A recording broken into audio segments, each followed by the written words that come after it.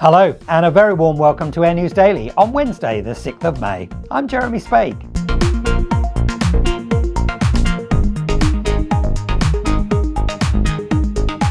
As airlines work to overcome the global challenge of fuel supply, Africa's largest operator, Ethiopian Airlines, has begun receiving its first direct deliveries from Nigeria's Dangote refinery. This will certainly help Ethiopian to mitigate some of its fuel challenges, but may only be a short-term fix. The refinery currently produces around 24 million litres of Jet A1 fuel daily, but most of this, according to Reuters, is being sent to Europe.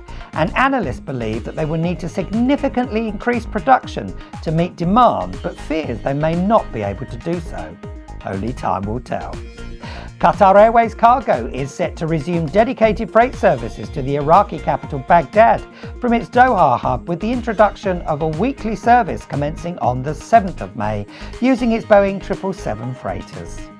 The carrier has also confirmed that it will be resuming passenger flights to Iraq from the 10th of May, when it will reintroduce flights to Baghdad, Basra and Erbil. Great news that they're rebuilding the network. French national carrier Air France has confirmed the extension of its suspension of flights to the Middle East, while security and safety concerns about operating to and from the region remain.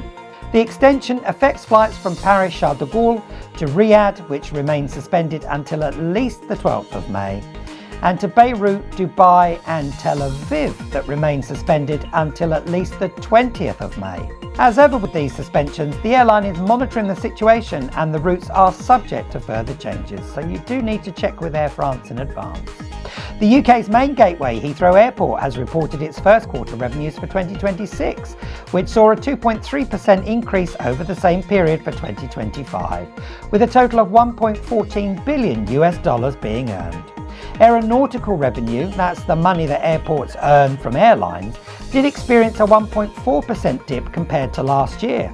But the airport's chief financial officer, Sally Ding, did state that the airport has delivered a solid start to the year, and we can't disagree, Sally.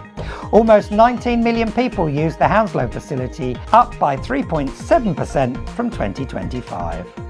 Staying with airports, hungry international travellers passing through the doors of Brisbane Airport will no doubt be delighted to learn that the Aussie Gateway has unveiled its plans to offer upgraded food and beverage facilities in its international terminal. The enhanced offerings, including a brand new hub christened by the airport the Precinct, which includes local offerings such as Jocelyn's Provisions and Joe's Deli, as well as the deck bar and eatery, and international flavour in the shape of Suva Greek Eats, Asian Street Kitchen, Sol Mexican Eats, as well as sushi kiosks. The project will be completed by the end of 2027, with outlets opening from now until then.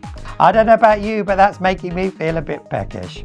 And finally, five-star carrier Singapore Airlines has become the latest operator to sign up to Elon Musk's Starlink high-speed satellite Wi-Fi system. The Changi-based airline is set to introduce the broadband technology on its Airbus A350 and A380 aircraft later in the year in a rolling installation program that will see the first Starlink-equipped aircraft entering passenger service in the first quarter of 2027, bringing with it enhanced in-flight connectivity for customers, which will no doubt be very welcome, so long as people don't do a Dom Jolly impression by being loud on their mobile phones. That's all for today. We'll be landing with you again tomorrow, so don't forget to check in with us then. Have a great day. Tune in tomorrow when we'll be bringing you the latest news from the commercial aviation world. And don't forget to subscribe to Air News Daily.